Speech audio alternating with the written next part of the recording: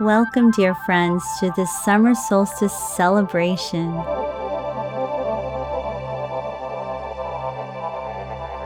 After grounding and centering myself, I called in the sacred union of Mother Divine and Father Divine, Gaia Sophia, Mother Mary, Mary Magdalene, Jesus Yeshua, John the Baptist, and several of my other sacred protectors such as the Sophia dragons, the unicorns, and the green man, and the literal star of the show, our sun. I also invited in Anya, the Irish Celtic sun goddess of love, luck, wealth, sovereignty, magic, earth, nature, agriculture, and summer itself. She is the queen of the fairies. The name Anya is believed to mean brightness, joy, radiance, and also splendor, glory, fame. She is associated with the abundance of summer and represents the light part of the year.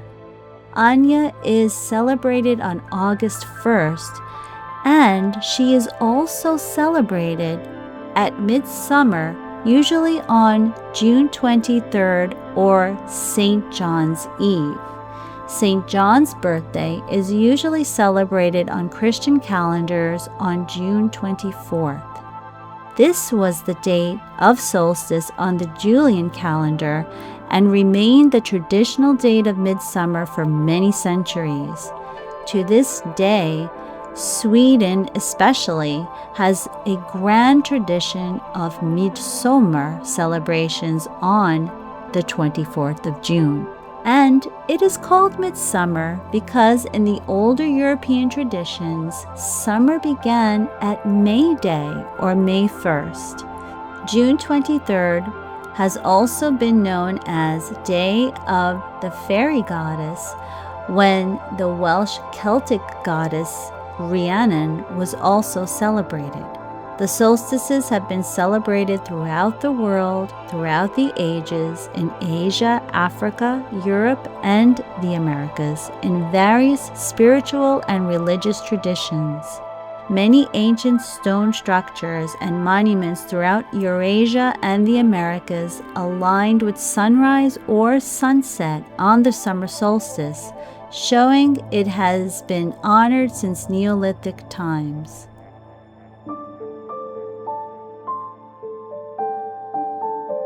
Some other sun goddesses that can be invoked at this time are Amaterasu of the Shinto tradition and Hathor and Isis, both recognized as solar goddesses in pre-Hellenic Egypt. There are many solar goddesses in many traditions throughout the world, and you can choose the one who speaks to you. Summer solstice marks the longest day and the shortest night of the year. It is a time of fertility, of abundance, for gathering herbs and wearing flower crowns, for dancing and feasting, and it is the very height of the sun's powers, often honored with bonfires. The sun is central to our solar system and plays a significant life-giving role that can sometimes be overlooked in our culture these days. We often hear of the sun being too hot, but we can be forgetful of how nourishing the sun is. I created a delicious cacao elixir, which I made with a base of rose petal tea and sweetened it with local honey. Mama Cacao is a generous plant that is a heart opener, bringing the imbiber joyful states and feelings of compassion thanks to anandamide, also known as the bliss molecule.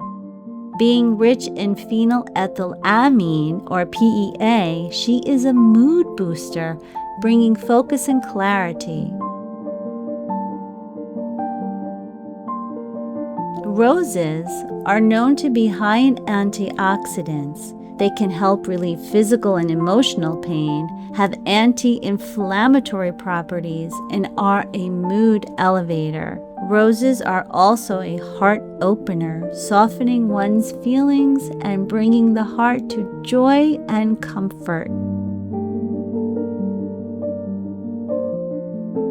Honey is the food of the gods, and we are grateful to the bees and the flowers they visit for the creation of this golden, nutritious sweetness.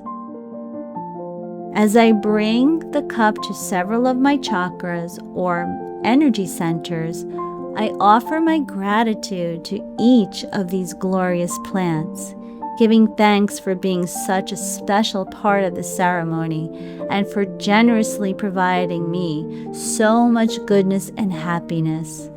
I whisper words of love and appreciation and reverently listen for any wisdom proffered to me.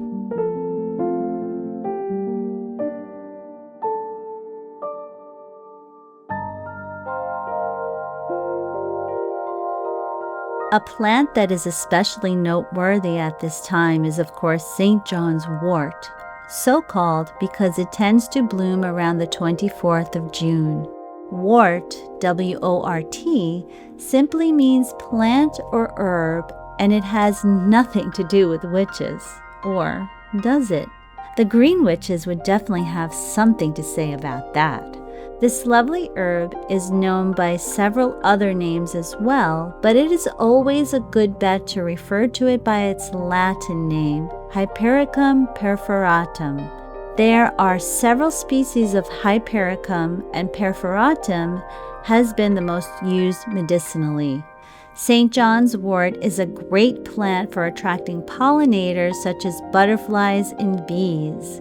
In medieval times, many Europeans had the belief that Hypericum had magical powers, and they would hang it around their homes for protection from witches and evil spirits. I believe because of its sunshiny presentation and calming effect, it brings joy and happiness to the house, which is the ultimate protector from modern-day evil spirits. Laughter, happiness, and joy bring ease to worried minds, offering a relief to rumination on problems, and with that sense of calm, resolutions more easily arrive, liberating you from stuck patterns that keep you down. Not only does Solstice share the moment with St. John, the 24th of June is also International Fairy Day. It is a great time to connect with the Fae beings, and it is also a sort of portal to the other realms. The entire solstice season, as it can be referred to, is a fabulous opportunity to indulge in some divination and listen carefully to messages from the Fae, from your ancestors, from trusted guides such as Mother Mary and Mary Magdalene, and even from trees, who are our great wisdom keepers, and all of the plants in general, who are sacred allies to us, sharing with us more than simply their beauty, medicine, and nourishment.